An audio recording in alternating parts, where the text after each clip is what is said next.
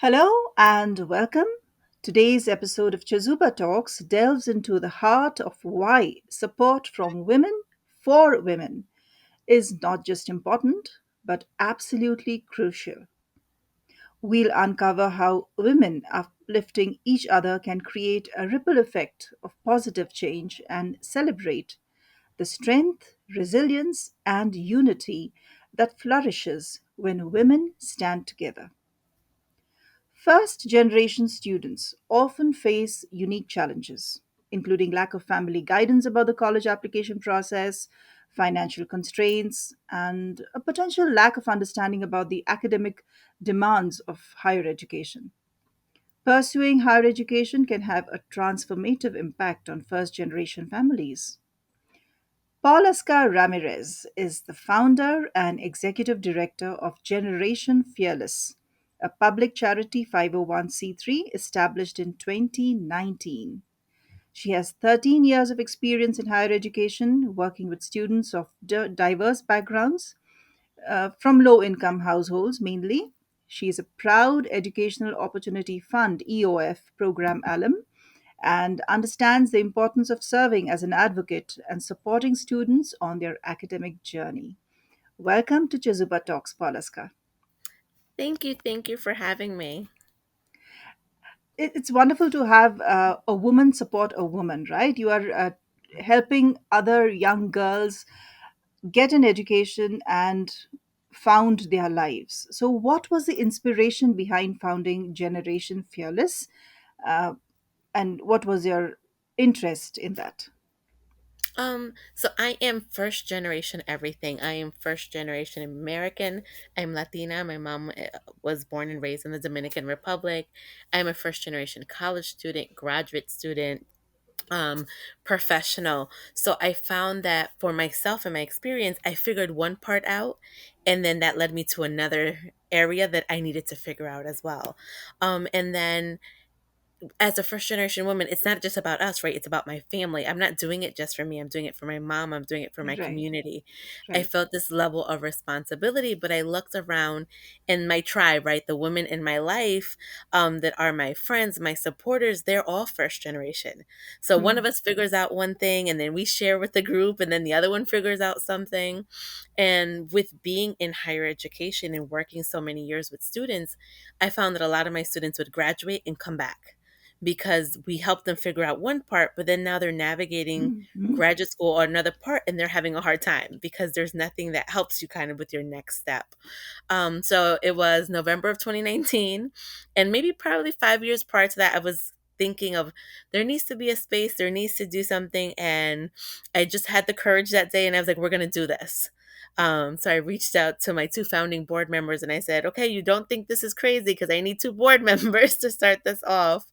And then we started the organization. My goal is to create that space that whether you are a first generation college student and are navigating the application process, or you are a first generation professional or investor, that there's a space for us to be able to feel supported, to feel seen, and to hear the power of our stories, right? There's so much power in hearing another woman saying, hey, I had a hard time doing this and I figured it out, and getting the Yeah, support from another one. So that's what made me say, hey, we have to do this, create a space that acknowledges the intersectionality of who we are, of women, women of color, first generation, maybe some low income, disabilities, kind of address all the parts of who we are. that is so mature. At that age, for you to think that I need to start doing this, it's really amazing. But also, tell me, Palaska, did you face these challenges? Did you have no one to go to, and that's why you realize that I probably need to start something like this? Oh, absolutely. And I had great help here and there, right? So there would have been one professor that told me how to figure out one thing. And I'm a proud EOF alum, right? So the program did as best that they could and provided great support. But I'm first gen in all parts of my life. So when I look at relationships and navigating finances and navigating mental health, I am first generation, right? I always say, my mom does a lot of little envelopes. That's my mom's saving method. My mom was a babysitter and a baker. That's how she raised me. That's what put a roof over our head. That's what fed me. When I'm looking at a 401k and investing, I didn't have that background. I didn't have someone to tell me this is how you save when you're in a different type of job that isn't hourly, right? Or that isn't project based. So I found myself in that space. And then, when looking at mental health, so much guilt that we carry as first generation women and just as women in general, right? And then you add again, being women of color, there's levels of responsibility for our community, things that we're supposed to be doing. No one taught me how to deal with those feelings, right? Because a part of me felt so proud and a part of me felt so guilty that I am moving in different spaces. I always say I live on the other side of the hood. I still live in a very urban area, but I live in a different part than my mom. I feel bad that I haven't been able to be able to move her. You know what I mean? So creating an organization for me was important so we can have the conversations that it's okay that I am working on moving her at some point, that it's okay that I'm moving 5 steps here and that I'm not moving as fast as some of my peers. It's very different when you have family that is third and fourth generation, that have money, that have access. The things that I figure out, I figure them out on my own. My mom is great at saying, hey, you got this, and providing, a little bit of love and support, but she can't tell me how to navigate higher education. How do I navigate American culture? How do I navigate a 401k? That's not the reference that she can give me. Absolutely, I understand that. We'll come to the guilt part of it. How we are, how people of first generation will feel that guilt and how Mhm. to get over it. Could you walk us through the mentorship process that your organization provides, and do you match mentors with mentees? And is there a particular type of guidance that you give? So a lot of our mentorship comes in groups. So our goal is to at some point create a very individualized mentoring program. Our goal is to create one where everyone is a mentor and a mentee because we all bring something to the table, right? And we're looking at it in a way of a chain, right? I provide assistance. I can help anyone navigate higher education. You are either a first year student or a non-traditional that you're going back to school after 20, 30 years. I'm your girl. We can do some career planning. We can figure out your next steps. But if you're looking at help with finances, I'm not your girl. I'm learning that as I go. So we're going to create our mentorship that does that. Right now, our mentorship and support comes in forms of programs. So we have our fearless conversations where we have a lot of these conversations in a safe space about how it is to navigate relationships, what it is to handle being the eldest daughter and the responsibility that comes with that in addition, right? And a lot of it's about the intersectionality of who we are, because if I am already a woman, I deal with certain challenges, and I add being a woman of color, and then I add being the eldest daughter, or for me, I'm the only daughter. That comes with these levels of responsibility. So it's important for us to have the open conversation to remove the stigma that comes with I'm supposed to know. I'm supposed to already be and figuring this out, because that's the hard thing about being first generation. While I'm learning something, I'm also the expert. My mom always says anything becomes a challenge, and my mom's response is, "You know English," as if that is the solution to everything, because I know the language. But when I Well, look at one it, thing, yeah, that's something that she doesn't know, and yeah, true. correct. She sees that as her barrier, right? If she knew the language and could navigate it as I can, then she wouldn't have these challenges. So we create the space because and that makes me feel bad sometimes that I don't know, because I do know the language. I should Yeah. be able to navigate that, but that's not fair, right? So we have those conversation, and we provide a holistic approach to everything that we do, right? So we're looking at the emotional wellness, and we do a lot of with the professional development. We do Mm-hmm. coaching, individual coaching, and walking through women. How do we shift careers? How do we prepare for our next steps? How do we negotiate our salaries? A lot of first generation women, we end up in helping fields that burn us out. How do we say, hey, this is not something I want to help, but I can help in business and still make money? Mm-hmm. How do we look at a lot of the times we're taught to be in a place of gratitude, which is important, right? I am very grateful for every opportunity, but we sometimes lose that balance, and we're sitting in so much gratitude that we forget what we bring to the table, that we are a valuable member to our organizations, to whether in school or in business and healthcare. I bring certain things to the table. My lived experience matters, and I deserve to be compensated and respected in a certain way. But we're so in gratitude because we're the first ones to be in the space that we don't always lead in that way. So that's a lot of what we end up doing, having these conversations, having these workshops, having right now we're preparing an institute, a 3-day institute in October, that provides continuing education credits by a university, but addresses all these components of who we are so we can be the best version of ourselves as we're building generational wealth, building this pathway, not for ourselves, but for my mama, for the women in my Right. community, for everybody else that is part of my communities, right? Because I always say Latinos are my community, first gen is my community, low income is my community, only children. So we're so part of so many things that I'm an advocate for and hopefully leading the way for. Right. You speak about Latinos.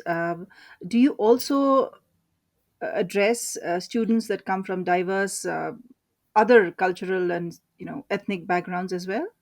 Absolutely. So in within my organization, within Generation Fearless and my day job, yes, because first gen comes in so many different aspects. So at work I had to have a large population of Latino students, African American students, Bengali students, Middle Eastern students, because even though our experiences are not monolithic, right, there are certain similarities in a first generation Latino student and a first generation Bengali student.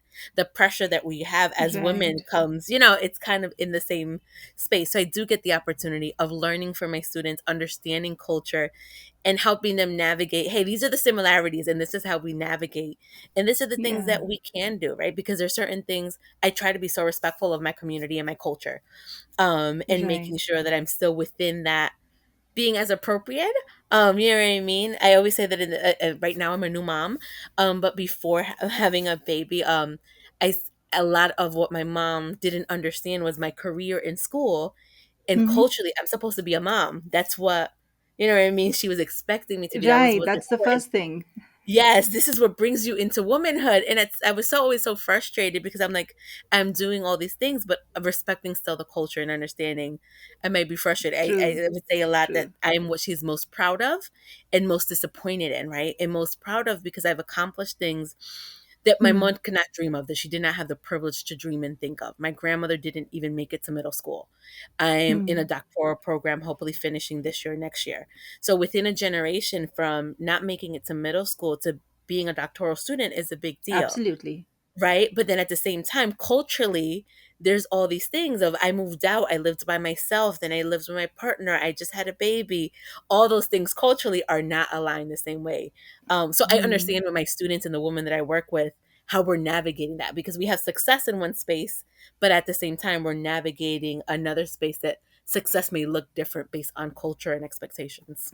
Right. I think the experiences and the perspectives of different cultures also brings contributes to this rich tapestry of the environment, isn't it? Of So course. when you are talking about bridging the gap between the culture and what you are today, I think those things also have taught you a lot, and Yes. they define you definitely. Let's take a break to understand what Chizuba is. Everyone at some point ponders on how this beautiful life can be made more meaningful. Maybe you're a leader trying to enhance your employees' experience at your organization. Or you already work for the community and seek volunteers with state of the art skills to strengthen your nonprofit. Whatever your situation, know that you can make a difference. Chizuba began with this very vision, a vision to facilitate every skill and every passion in the world in meeting a social need. Corporate volunteering has several benefits for both businesses and organizations. In parallel, experienced and enthusiastic volunteers join NGO workers, enabling them to serve the community more effectively. Chizuba offers everyone looking to add purpose and meaning to their lives a chance to connect or volunteer virtually with nonprofit organizations from over 100 countries around the world. Visit www.chizuba.net and explore opportunities to find meaning. Chizuba, your platform to do good. And now, back with our guest. Paulaska, do you Absolutely. have any success stories or testimonials from some women or girls who have benefited from your organization support, and they've come back and they're probably giving back to your organization? Um, I think there's so much. I think two different in stories, and one is, so each year we have a retreat. So it's a 1 day retreat, understanding the realities of how busy women are. So we would Hmm. love for it to be, what a retreat is supposed to be, overnight and in the mountains somewhere or at a spa, but that's not realistic with the responsibilities that we always have. Yeah. Right. So we make it into this 1 day at a local university that is a Hmm. great partner. And our very first year, we had 10 people online. And our second year, we were at 22, 25. Last year, we were at 60. And it was great to see that one of the women, a lot of the women that attended year one came two and three, Hmm. but there was a specific woman that attended our second year, who's was a vice principal, who then came to our last one and talked about how she was inspired hearing one of our speakers and how that motivated her to kind of do different, to move different, and inspired her to move. I mean, that's for me great to hear, because we get the speakers and we get the woman in the space, but you never know what the impact creates. And then we have another young lady that I was working with. We did some of the coaching, figuring out where she was going. She had left school for a while, graduated from her undergrad, was trying to figure out her next step, figured out her next step, applied to graduate school. We wrote her recommendation letter. She's starting now to get her master's in social work. So those are the great things, right? Because we empower the women to see their strengths, to see what they bring to the table, and for them to take that and then move, because we're representative in all spaces. It means a lot to have us as women, first generation and women of color, just in the room a lot of the times. So I was so excited. I was almost in tears when the young lady said, like, I got into grad school. And I was like, oh my God, because I knew when Yeah. we were just having our first conversations, and she's like, I'm not sure what I'm going to do. And that was all over the place, was trying to figure it out, as many of us as first generation. Absolutely. So I think those is great to hear, that we're having an impact. And it may just be one or two women, but that one woman is going to impact somebody else, right? And that's how we're going to change the world. Very true. Yes, Little yes, by little, yes. we support and empower one woman to make a difference, and she will then be in a space to do it for someone else and to do it for her community. And then we make a change. Absolutely. It is a reason for celebration. Absolutely. When we are spreading joy, when we are spreading happiness, I think you get double of that, what you Right. have given out. So Yes. absolutely fantastic. Paulaska, what are your organization's plans for growth? Do you plan to expand in some other area, or do you plan to expand to other cities? How do you see yourself 5 years from now? 5 years from now. So if I can share the dream, right, the big dream, and I say I'm building the courage, right, because I always tell women, I founded the organization, but I am first gen. I don't have all the answers. I am figuring it out as we go through this journey together. I get to grow with the organization and the women that I connect with. I learn from them. Yes, They inspire me. yes, So I've gone to the place of having courage and saying we are becoming, right? This is who Generation Fearless is becoming. But we're yes. becoming an international organization that provides Wow. holistic support to women across all sectors, in order for them to be empowered for their next. The dream is for me to be able to run the organization full time, because right now, myself and my board, we all have our full time jobs. We're students. We're doing a million and one things. But the dream is to be able to have an actual office, hopefully in the tri-state area here in the United States, in New Jersey, and then be able to have some type of satellite in the Midwest, somewhere overseas. One of my board members is planning at some point to leave the country, so I'm like, okay, this will be a great opportunity to expand. We're building relationships with an organization overseas, so that's the plan, to be able to impact women across state lines, Across, across yeah, the sea, because there's so much value, and we need to see our experiences beyond our communities, beyond our home. How do we impact and true. connect? Because if we're able to Yes, connect, if I can connect with women in the Carolinas that I have such a great relationship with, and they can connect with women in California, and then we can take that to London, and then we can take that to Ghana, and we can take that to the Philippines. Could you imagine the work that we can do as all women, as first generation, in empowering each other to move to our next, and whatever that may be. Because for some of us, it is just being the best moms that we can be and being phenomenal Hmm. teachers in our community. And for some of us, Hmm. that is running a Fortune 500 company. And that's okay, Absolutely. whatever we choose, as long as we are happy in that and grounded in what we're doing. So the dream is to be big. In 5 years, I hope that we're at least in a space to have an actual physical space and not just be fully online, and that we're financially stable. A lot of the everything right now is funded by myself and very small donations and my board, that we're able to provide financial assistance to women. I would like for a woman to come in and say, hey, I want to go back to school. And for me to be able to say that through Generation Fearless, we can pay for her application. That a woman is coming in and says, I want to start my business, that we not just give her the information, but hold her hand as she initiates her business, and that we can at least help her file financially her initial paperwork. So that's the concrete next goal for us. But we're taking it a little at a time. Right now, I'm happy that we create the space, that we're providing the Absolutely. coaching, the mentorship, that we can have open and honest conversations, because we didn't have it. I think a lot of spaces, once you graduated college, it's like that was it. And no one's acknowledging, again, the intersectionality of how complex it is to be us. Hmm. True. Well, good luck with all of that. I'm very excited for you to be able to expand. On a parting note, could you just tell us about your team members? And obviously, because these are a lot of challenges on a plate, how it's not easy for one person to deal with every aspect. So, how big is your team and what are the qualifications? Absolutely. So it is myself. I am the founder and executive director. Then I have two founding board members. So we have Clara Diaz, who is our treasurer, and then Amina Mustafa, who is our secretary. So they are my two they're my close friends that they took that leap of faith with me. They said, yes, we'll be your initial board members. And then we have two phenomenal additions, who is Sonia Wilson. So she is responsible for more of the community engagement. So she's connecting with the community, reaching out to organizations, reaching out and connecting with different people that need the services. So she's very good at being at an event and say, hey, have you heard about Generation Fearless? This is the event that we're having. This is how we can support all of that. And then we have Gabby, who is our development chair. So she is an expert on small business and connecting. She's a phenomenal connector. So she connects women in small businesses in order for them to move to their next. So she does a great job, as well as making sure that the word is out there, that we're connecting to other women that can help us, right? We're all a volunteer board. So, who is a person that can be great for this? Who is a great speaker? Who's going to believe and be connected to our Hmm. mission, right? Because at Hmm. the end of the day, that's what's important. Someone that understands the value of the work that we're doing and the vision of where we're trying to go. So, it's thank God for that team. We also have Angela that helps with our social media. She's our social media manager. And she's out of California. So, we're in New Jersey.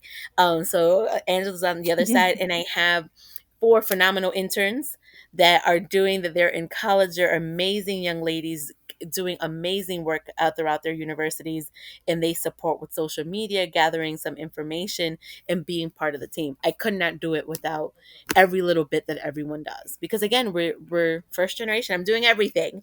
I'm in school, like I Absolutely. said, I'm Yes. working, but that's the beauty, right, of us working together. That's what makes it all great, because we help each other Yeah. in order to have um a greater impact for the women that we care about. And I think that also gives you the energy, isn't it? When you're Yes. doing something for others, I think it gives you more of an energy Yeah. than when something that perfect. That's beautiful. Thank Well, you. the pressure to learn, navigate, and teach and fulfill the dreams of loved ones, or even maintain cultural traditions while you are doing all that, is really enormous. And Paulaska, I think you are doing a fantastic job. Oh, You thank and you. Generation Fearless are here to facilitate all of that. Thank you Yes. very much for speaking to us. Thank you. Thank you for having me. I really appreciate it.